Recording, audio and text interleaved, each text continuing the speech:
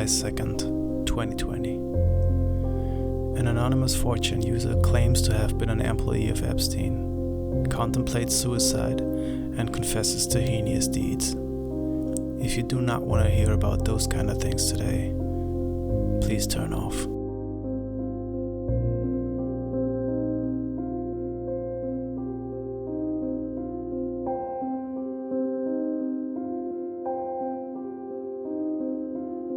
Story time of a dead man by Anonymous. I'm going to kill myself tomorrow, X. I'm also sending 3 packets of copied information to the media. 1 to CNN, 1 to MSNBC, and 1 to Fox News. You all have to see which one tells the truth about the information they receive and who doesn't. I trust 4chan to do this because of our history of releasing legit info in the face of mass media cover-up. I have been a professional driver/security guard for a circle of very wealthy people for almost 8 years. I started by working the door at a private gentleman's club outside of the DC area. From that job, I was introduced to some employment managers for Jeffrey Epstein, because I had an experience as both a cab driver and a bouncer, as well as always overlooking and keeping my mouth shut about the drugs and prostitutions my employers at the club profited from. They thought I'd be a good fit to work the weekends for Mr. Epstein. At first, I didn't do very much, definitely nothing important. I would run errands mostly, and do anything my manager, who reported directly to Mr. Epstein, wanted me to do. So, say the gardener calls out sick one day, it would be me mowing the lawn in his place. I was sort of a floating general helper. Inevitably, I ran into Mr. Epstein now and then, and he was always very personable, enthusiastic. I had heard about his original court case and the rumors and everything. But just meeting this guy made me feel like it was all a lie, because he seemed so kind and genuine. I thought he really was just this hotshot money man like a Bruce Wayne or Tony Stark kind of guy.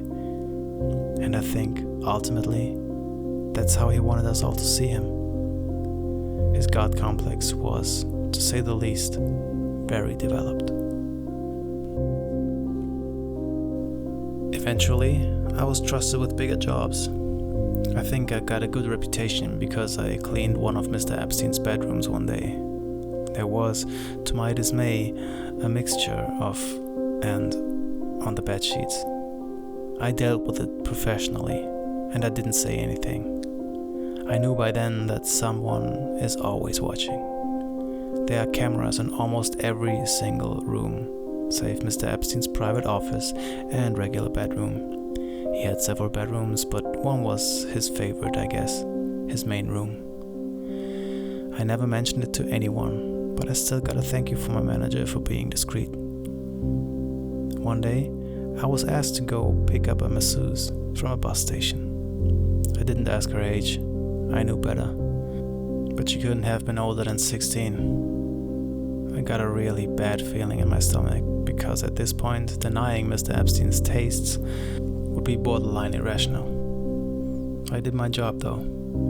I took her to his house, and a few hours later I took her back to the bus stop. She was crying, and I didn't talk to her about it. A few weeks later, I did it again.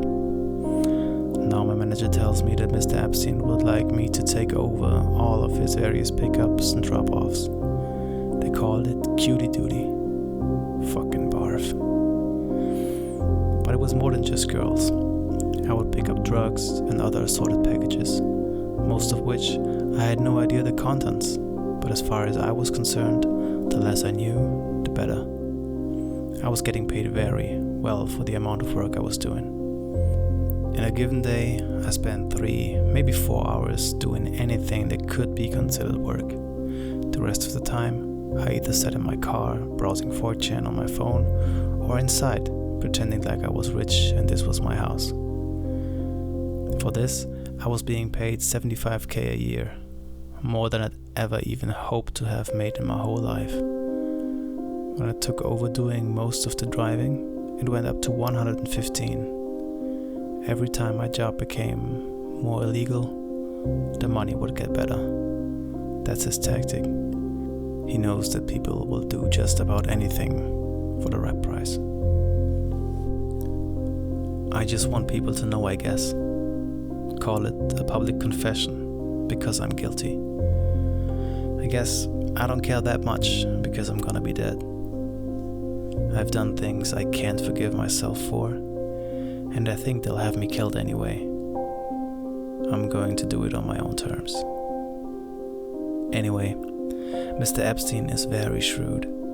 He pays you a lot, but not enough for the shit you have to do. And he tries to find the absolute least amount he can pay to keep you doing it. For me, disgracefully, it was around 150k. I stayed on cutie duty for about 4 months.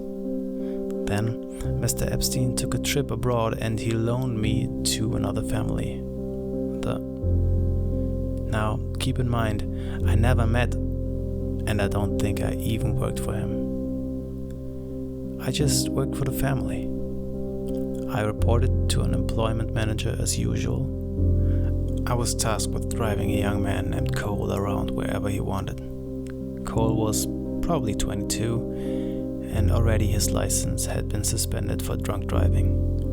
He lived in a huge house out in the middle of nowhere outside Boulder, Colorado. Man, it was beautiful.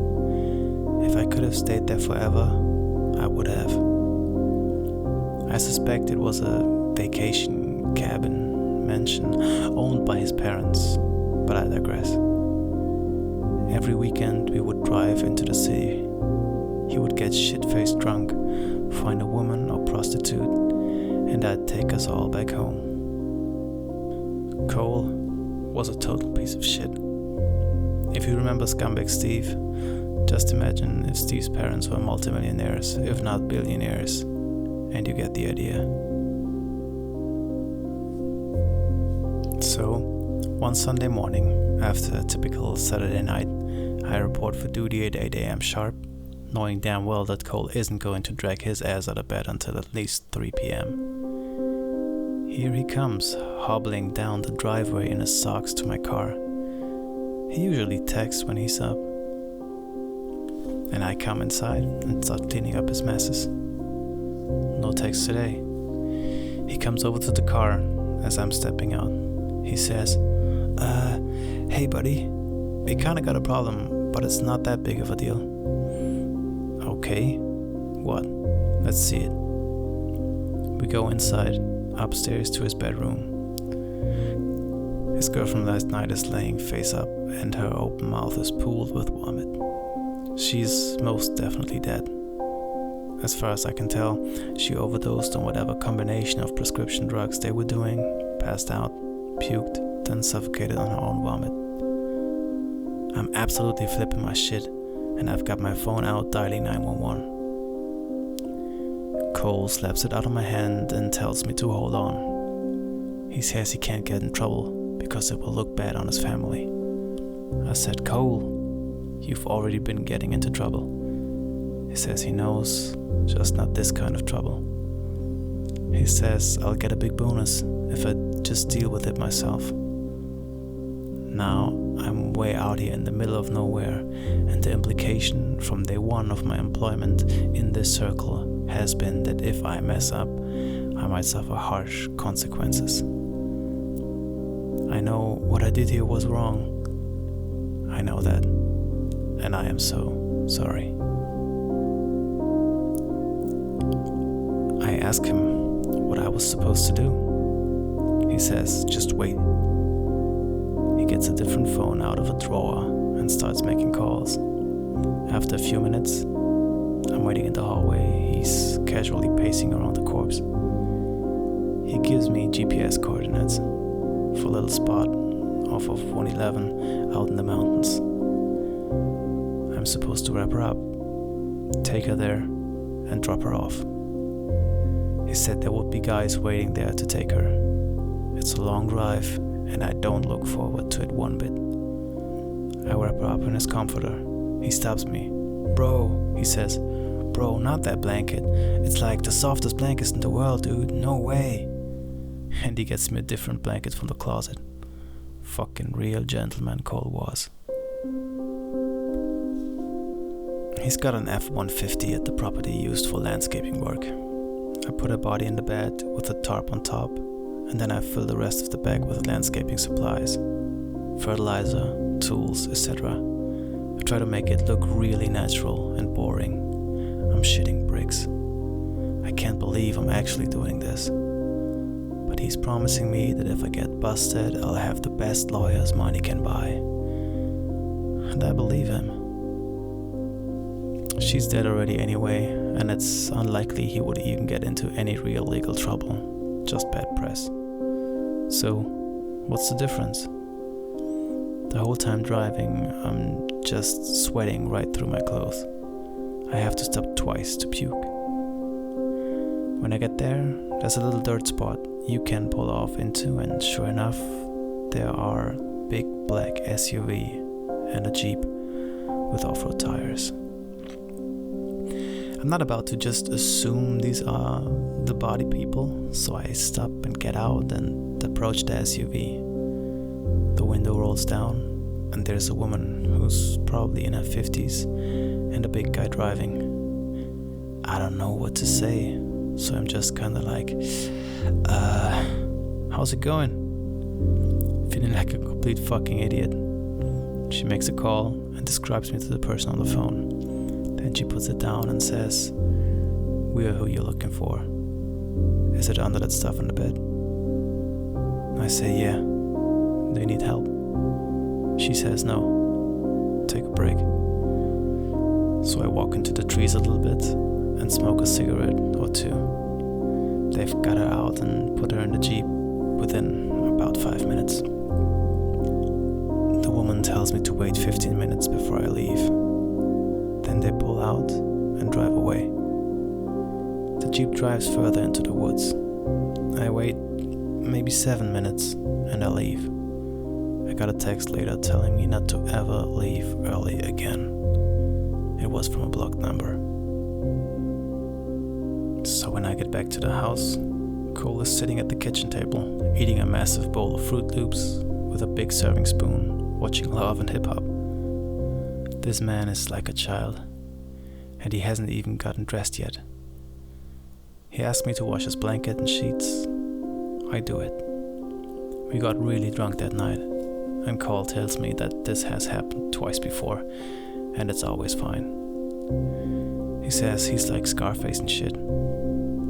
I hate him. The remaining few months go by without incident, and he gets his license back, freeing me at last. Mr. Epstein doesn't need me at this time, but I do get referred as a reliable driver to the big wigs at Records, who assigned me to work on crew while she promoted at the time her 6th and newest album. I never met Miss in person, just in passing now and then, but I found this job to agree with me a lot better than the others. I drove a van stacked with promotional gear from city to city while she toured. A few times I was sent to pick up Molly, and I was taught to use test strips to test for purity. If it was not pure, I was supposed to walk away, but it was always pure. There are circles within circles of connections. I believe there is an entire shadow economy strictly for the rich and famous to get their rocks off collectively. One thing I did learn about is that she enjoys young females as well. I was sent to pick up 2 young girls and bring them to a hotel room. Of course, I was met outside the door by someone more important than me. This struck me as odd, because, as far as I understand, is not a billionaire like Epstein, but she was even more insulated and protected than he was. I'm sure a lot of that has to do with just personal choices regarding security, but I get the picture that in this world, influence and money both equal power, and especially in 2011, 2012, was highly influential. All I had to do was mention her name, and girls would get in the car. Just like that.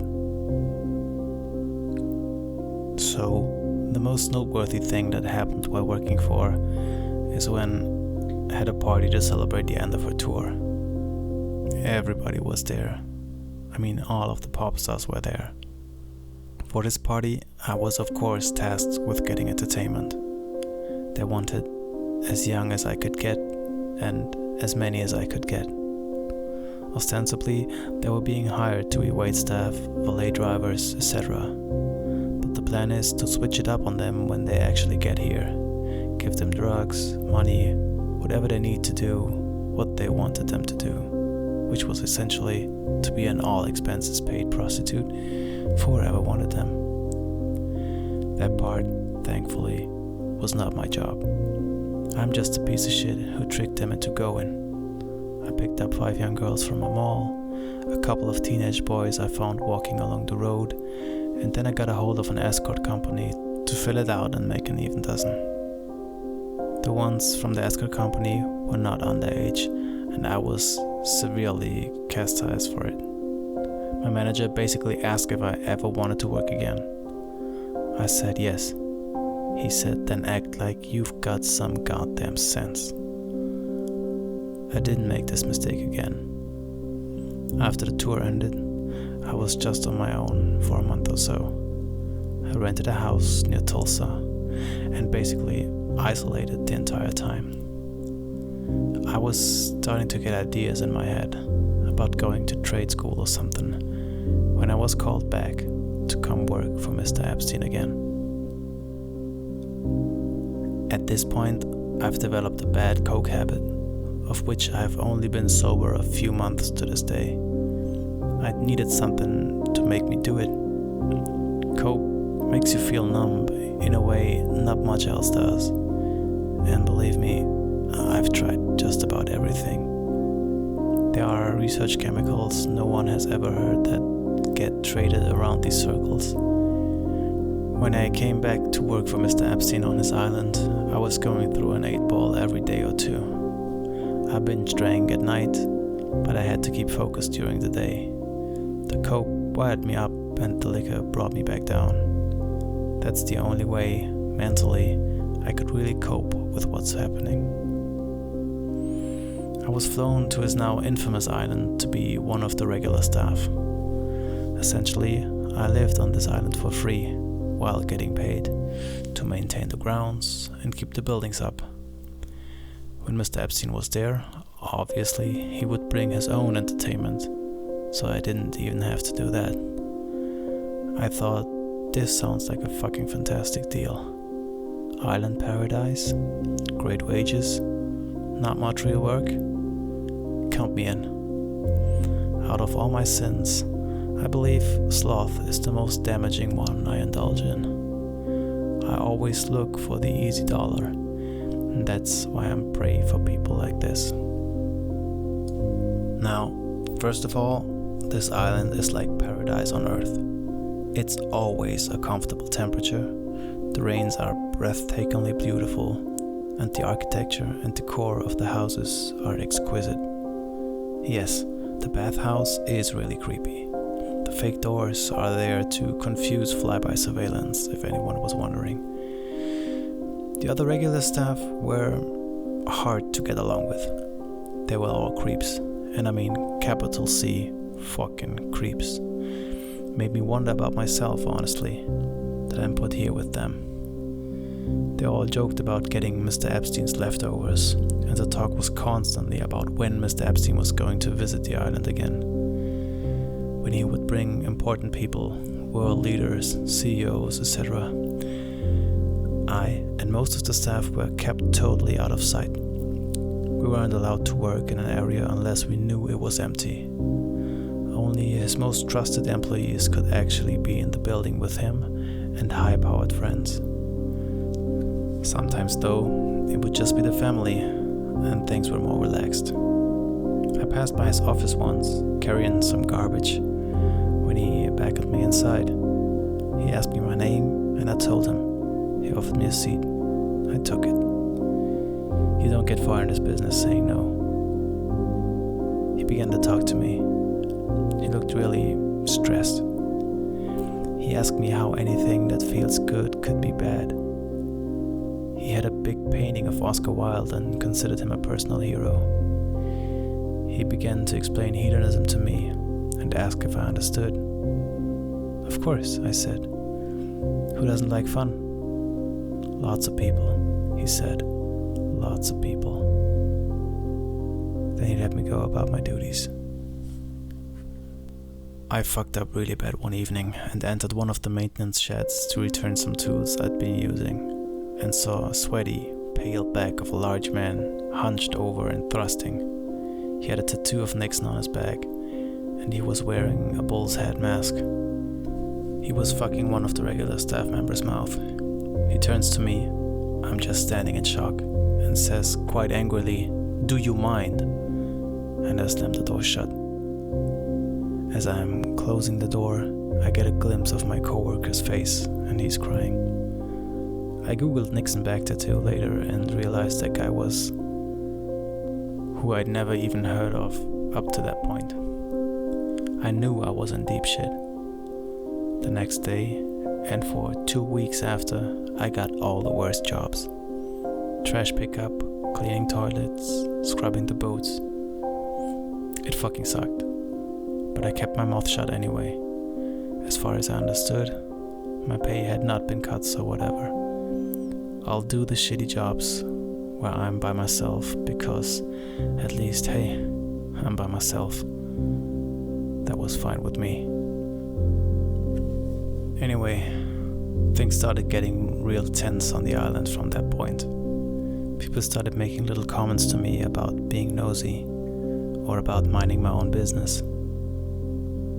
I was started to get worried I'd be branded a troublemaker, which you don't want to be. Things turn very quickly in this business. That's how they've kept the lid on it for so long. Any small mistake and you're out. Most people are let go with NDAs and the understanding that they will be watched the rest of their lives, which ultimately is how I got out as well. After Epstein died, they cut me loose. I guess they figure since he's dead, nothing I'd know would matter anyway. They are probably right, honestly. It probably won't matter anyway. But the rest of my time on that island was pure terror. I was just waiting to be taken away, or worse. Never happened. But I was still really scared.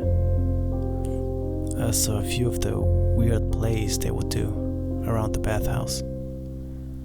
Mr. Epstein had a little portable stage that he would get set up. He would wear the bull hat I saw wearing and give a big speech about what he called freedom. He would say this island is the only free place in the whole world, where everyone on it can do whatever they want. Bullshit. Not your employees, not the children you bring here. Total bullshit. Everyone would cheer. They'd get up and do a sort of conga line with tiki torches, really cringy old rich people shit, and go into the bathhouse. There's a trapdoor on the floor that has not been reported in any of the investigation photos that I've seen, which led to what they call the chamber, and it is essentially a bondage dungeon. I don't know what all happened in there, and I never want to know. I stayed as far away from that bathhouse as I could. So, anyway, eventually I got my reputation for the most back into good graces, and I was working in the main house again.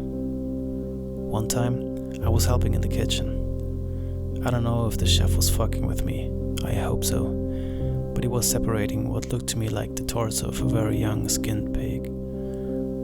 It had been roasted, and he was chopping it into quarters. The ribs to be served that evening, and the rest broken down for soups and casseroles. I said jokingly that it looked like a little kid. He just gave me this awful, dead-eyed look for a second and said, "Watch it." I worked on that island for about a year, in 2013, 2014. Mr. Epstein chose me and 2 other trusted employees from that island to come with him to a winter retreat in the Swiss Alps. He owned a small, billionaire small, mind you, cabin, again mentioned, there, and wanted people he knew could be trusted, because most of the staff would be local hires. Our job on the surface was to help manage all the employees, like supervisors basically. But the unspoken task would be keeping everyone either in the dark or quiet. Mr. Epstein had a real fondness for plump, young Swiss blondes, and the Swiss, as he would explain, have a very progressive idea regarding age of consent. He viewed this as a more relaxed way to do what he does, more casual. Part of the thrill for the people, I think, is the fact that it is illegal and they could get in big trouble. When they go to places that are more friendly with the idea of an older man having sex with a 15-year-old, it's to take a break, so to speak. The Alps themselves? Wow. I mean, wow. I've been all over the United States and nothing in this country compares to Europe in terms of sheer beauty. Sometimes, early in the morning, when I'd come out of my cabin and stretch, looking at the trees, smelling the crisp, clean air, just for a minute, I'd forget what I have done and what I'm doing. When it came back to me, I'd have to fight back tears. I want the mountains there to be the last thing I think of before I die. Sorry, I'm taking breaks to peek out of my windows like a crackhead. I might actually bail and go find open Wi-Fi somewhere. Maybe in another state. I don't know. I'm getting more and more paranoid. My lights flickered and I almost shit myself. I think I might get back on the wagon just for the night and go get some liquor. Be a little patient with me.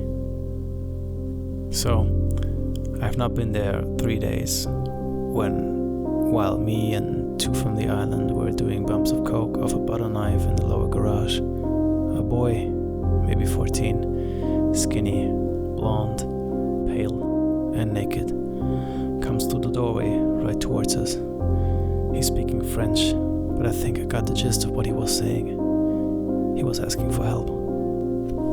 He looked hysterical. Immediately, my 2 friends were out of here, and I shouldn't have been far behind. I told him, calm down, it's okay, I'm gonna help you.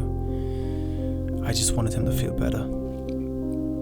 This all took maybe 30 seconds before one of the nannies came in. He looked at her, confused, and I get the picture.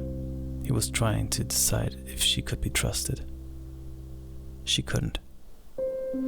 She shushed him and put her jacket over him and took his hand. She was speaking French, and it sounded like a mother consoling a frightened child. She led him back into the house. I did not see him again. I never mentioned it to anyone, and nobody ever mentioned it to me. During my last couple of weeks there, I witnessed firsthand the murder of an independent journalist. I don't think he was actually a journalist. I think he had maybe a blog or a YouTube channel, but I'd never heard of him, and I don't know his name, so I don't think he was anyone with any real connections. He was one of the local hires, a dishwasher, but he was seen with a cell phone out, possibly recording. Me and the other 2 from the island were asked to go check it out. So we go, get the guy, and asked him to empty out his pockets. Sure enough, he's got a phone. We told him to unlock it. He wouldn't. One of the other guys made a call, came back, and slugged him directly on the nose. I think he broke it, because there was blood just pouring out and the guy started screaming. I don't think he'd ever even been hit before, but me and the other guy held him down. Fuck it, I'll say their names. It was from South Florida and from Nevada, and I were holding him down and punched him again and told him to unlock his phone. He complied this time, and sure enough, there were pictures and videos from inside the house. We knew he hadn't sent anything out because only wired connections worked there. I guess they had signal jammers or something, or maybe because it was just so remote. I don't know. Anyway, makes another call and tells us to take him outside into the woods. I think we're just gonna threaten him and make him sign an NDA, but took his belt off and strangled him to death. We had to put his body up in an outbuilding because the ground was frozen. We put him through a wood chipper and then burned everything to ash. There were bits of charred bone left over when I swept it all into a trash bag and threw it out with the regular garbage. This, above anything else, I feel the most guilty for. After that, if I wasn't in before, I was definitely in now. Me and the 3 fucking stooges from hell. Had been in the military, and I think he had a few screws loose because he always had a temper. He became the go-to guy for the really dirty shit. I started working for Mr. Epstein directly after this. He would confide in me sometimes, when he was very high, about how nothing really makes him feel good enough. He told me once that he hasn't felt happy in years. I wish I had had the stones to tell him that this life he is living is only bringing him down.